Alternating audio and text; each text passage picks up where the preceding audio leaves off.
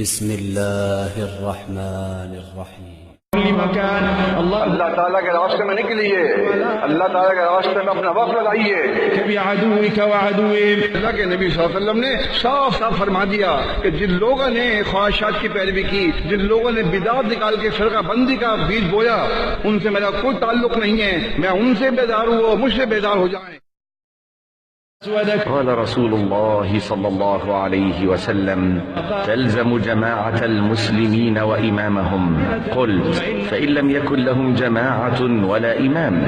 قال: فاعتزل تلك الفرق كلها ولو أن تعض بأصل شجرة حتى يدركك الموت وأنت على ذلك. الله